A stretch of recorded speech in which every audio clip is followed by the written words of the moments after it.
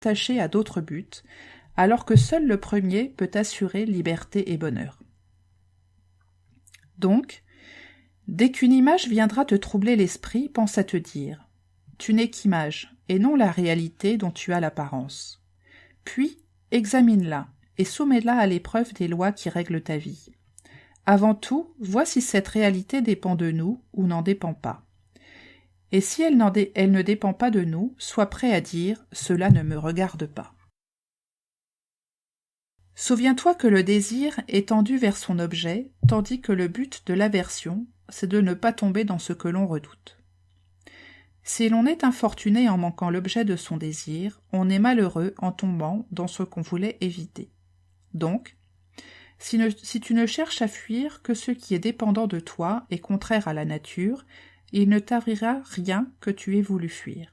Mais si tu cherches à éviter la maladie, la mort ou la misère, tu seras malheureux. Supprime donc en toi toute aversion pour ce qui ne dépend pas de nous, et cette aversion, reporte-la sur ce qui dépend de nous et qui n'est pas en accord avec la nature. Quant au désir, pour le moment, supprime-le complètement, car si tu désires une chose qui ne dépend pas de nous, tu ne pourras qu'échouer, sans compter que tu te mettras dans l'impossibilité d'atteindre ce qui est à notre portée et qu'il est plus sage de désirer. Borne-toi à suivre tes impulsions, tes répulsions, mais fais-le avec légèreté, de façon non systématique et sans effort excessif. Pour tout objet qui t'attire, te sert ou te plaît, représente-toi bien ce qu'il est en commençant par les choses les plus petites. Si tu aimes un pot de terre, dis-toi « j'aime un pot de terre ». S'il se casse, tu n'en feras pas une maladie. En serrant dans tes bras ton enfant ou ta femme, dis-toi « j'embrasse un être humain ». S'ils viennent à mourir, tu n'en seras pas autrement bouleversé. Ce qui tourmente les hommes, ce n'est pas la réalité, mais les opinions qu'il s'en faut. Ainsi, la mort n'a rien de redoutable. Socrate lui-même était de cet avis.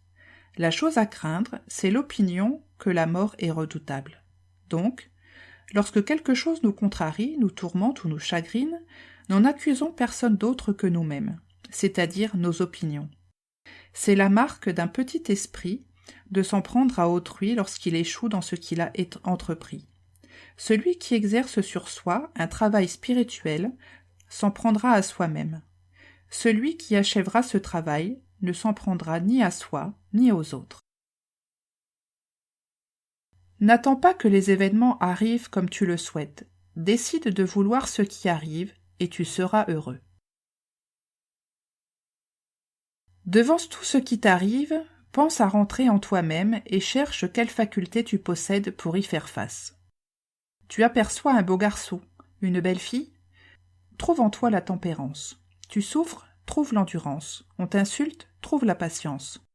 En t'exerçant ainsi, tu ne seras plus le jouet de tes représentations.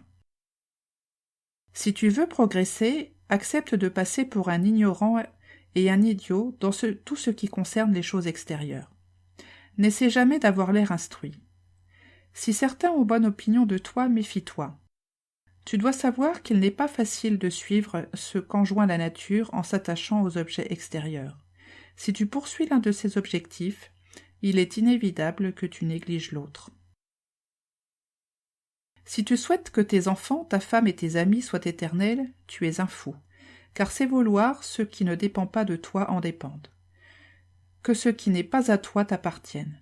De même, si tu veux un serviteur sans défaut, tu es stupide, puisque tu voudrais que la médiocrité soit autre chose que ce qu'elle est. Mais si tu veux atteindre l'objet de tes désirs, tu le peux. Exerce-toi ce qui est en ton pouvoir. Tout homme a pour maître celui qui peut lui apporter ou lui soustraire ce qu'il désire ou ce qu'il craint. Que ceux qui veulent être libres s'abstiennent donc de vouloir ce qui ne dépend pas d'eux seuls, sinon, inévitablement, ils seront esclaves. Lorsque tu vois quelqu'un se lamenter sur son fils parti en exil, ou parce qu'il a perdu ses biens, ne te laisse pas aller à croire que ces événements font son malheur. Ce qui cause du chagrin à cet homme, ce n'est pas ce qui lui arrive, sinon cela ferait le même effet à tel ou tel, mais l'opinion qu'il se fait de cet événement. Cependant, ne refuse pas de t'associer raisonnablement à sa peine et même, au besoin, pleure avec lui. Prends seulement garde de ne pas pleurer aussi en toi-même. Si un corbeau pousse un cri de mauvais augure, ne te laisse pas entraîner par ton imagination. Définis ce dont il s'agit et dis-toi. Rien de ce qui est annoncé là ne me concerne. Seulement ma petite carcasse, ma petite fortune, ma petite réputation, ma femme ou mes enfants. Quant à moi, pourvu que je le veuille, tous les présages me sont favorables, car, quoi qu'il résulte de ce signe, il est en mon pouvoir de faire tourner la chose à mon profit. Souviens-toi que ce qui te cause du tort, ce n'est pas qu'on t'insulte ou qu'on te frappe, mais l'opinion que tu as qu'on te fait du tort. Donc, si quelqu'un t'a mise en colère, sache que c'est ton propre jugement le responsable de ta colère. Essaie de ne pas céder à la violence de l'imagination, car, une fois que tu auras examiné la chose, tu seras plus facilement maître de toi. Pour un festin, un discours, un conseil, on t'a préféré quelqu'un d'autre. Si ce sont des biens, réjouis-toi qu'il lui échoie. Si ce sont des maux, ne te plains pas d'y avoir échappé. D'ailleurs, souviens-toi aussi que si tu n'en fais pas autant que d'autres pour obtenir ce qui ne dépend pas de nous, tu ne peux pas t'attendre au même résultat qu'eux. Si tu ne vas pas rendre visite aux gens qui comptent, comment pourras-tu être récompensé comme ceux qui y courent? Comment, si tu ne flattes personne, obtenir autant que les flatteurs? Tu as refusé de payer le prix de ces faveurs et tu voudrais qu'on te les accorde pour rien? Tu es injuste et insatiable. Combien coûte une laitue? Une obole, plus ou moins. Suppose que quelqu'un donne une obole pour une laitue. Si toi, tu ne donnes rien et ne reçois rien, ne considère pas avoir eu moins que lui. Il a sa laitue, toi, l'obole que tu n'as pas donnée. Eh bien, là encore, c'est la même chose. On ne t'a pas invité à un festin? C'est que tu n'as pas donné le prix auquel on estimait le repas. Et ce prix, c'était flatterie ou service. Donc, si cela te sert, donne ton dû, quel qu'en soit le prix. Mais si tu veux être payé de retour sans rien donner, tu n'es qu'un insatiable et un fou. N'as-tu rien obtenu à la place de ce repas? Si. L'honneur de n'avoir pas flatté qui tu ne voulais pas, de ne pas avoir eu à supporter la morgue des serviteurs devant sa porte. Pour tout ce que tu entreprends, examine les tenants et aboutissants avant de passer à l'action. Sans cela, tu seras d'abord plein de zèle, parce que tu ne penseras à rien de ce qui va s'ensuivre, et puis, dès que surgiront les difficultés, tu abandonneras lâchement la partie. Tu aimerais être vainqueur aux Jeux Olympiques? Moi aussi, par les dieux. Gagner aux Jeux, c'est bien agréable. Mais avant de te lancer, examine un peu les tenants et aboutissants. L'abstinence sexuelle, le régime, le renoncement aux friandises, les exercices sous la contrainte et aux heures réglementaires, qu'on cuise ou qu'il gèle. Il ne faut pas boire frais, dans certains cas même pas de vin, s'en remettre entièrement à son entraîneur comme à un médecin, ensuite, en luttant, piétiner dans la poussière au coude à coude avec son adversaire, parfois se démettre un poignet, se tordre la cheville, et peut-être recevoir le fouet pour finalement être vaincu. Pense à tout cela et après, si tu en as encore envie, entre dans la carrière. Sinon, tu ne seras qu'un gamin qui joue tantôt au lutteur, tantôt au gladiateur, tantôt au sonneur de trompette, tantôt aux acteurs de tragédie. Un jour tu seras athlète, un autre gladiateur, un autre rhéteur, un autre philosophe, mais jamais tu ne seras rien à fond. Comme un singe, tu imiteras tout ce que tu vois et tu choisiras tantôt une chose, tantôt l'autre. Car tu ne te seras pas mis à la tâche avec réflexion, en ayant fait le tour de la question, mais au petit bonheur, poussé par une éphémère envie. C'est ainsi que d'aucuns, en voyant un philosophe, en l'entendant parler comme Phraates, et pourtant qui pourrait se vanter de parler comme lui, veulent aussitôt se lancer dans la philosophie. À partir d'aujourd'hui, décide d'un style, d'un genre de vie que tu garderas aussi bien seul que devant les autres. La plupart du temps, tais-toi ou, si tu veux parler, attends d'y être contraint et fais-le en peu de mots. Exceptionnellement, quand l'occasion t'y convie, parle, mais ne t'occupe pas de l'actualité. Combats de gladiateurs, courses de chevaux, jeux du stade, nourritures et boissons. Ici ou ailleurs, tiens ta langue et surtout pas de réflexion sur les gens, en bien ou en mal, ni de comparaison. Aiguille, autant que faire se peut, les conversations de ceux avec qui tu te trouves sur des sujets convenables. Si tu ne trouves seul au milieu de gens que tu ne connais pas, tais-toi encore. Ris rarement, et pas à tout propos, ni à gorge déployée. Abstiens-toi de prêter serment, sinon en toute occasion, du moins chaque fois que c'est possible. Laisse tomber les invitations à dîner officielles ou privées.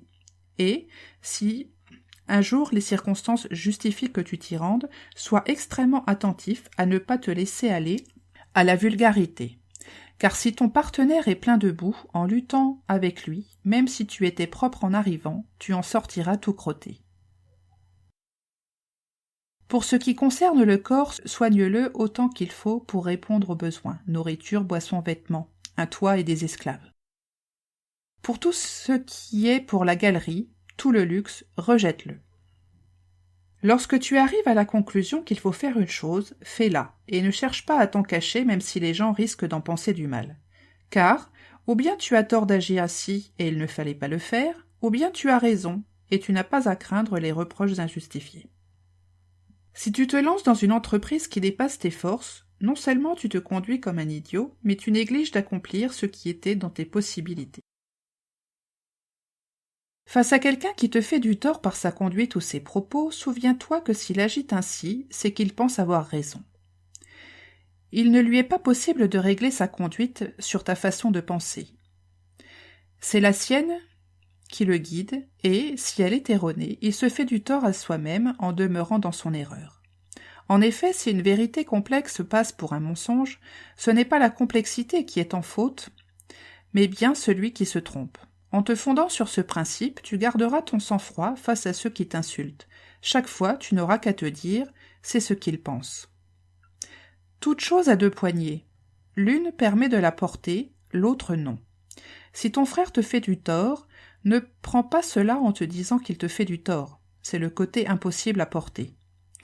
Dis-toi plutôt que c'est ton frère, ton compagnon, tu prendras ainsi la chose du côté où l'on peut la porter. Il n'est pas logique de dire « je suis plus riche que toi, donc je vaux mieux que toi ». Je parle mieux que toi, donc je vaux mieux que toi. Ce serait donc bien plus logique de dire « je suis plus riche que toi, donc ma fortune vaut mieux que la tienne. Je parle mieux que toi, donc mon éloquence vaut mieux que la tienne, car tu n'es ni ta fortune, ni ton éloquence. » Un tel se lave vite. Ne dis pas qu'il se lave mal, mais qu'il se lave vite. Si un autre boit beaucoup de vin, ne le traite pas d'ivrogne, dis simplement qu'il boit beaucoup. En effet, qu'en sais-tu, avant d'avoir pesé leurs raisons? De cette façon, tu éviteras, devant ce que tu te représentes d'un objet, de lui donner une autre représentation. Si, dans une assemblée de profanes, la conversation tombe sur un principe philosophique, d'une manière générale, abstiens-toi d'intervenir. Tu risquerais fort de recracher les bribes de savoir mal digérées.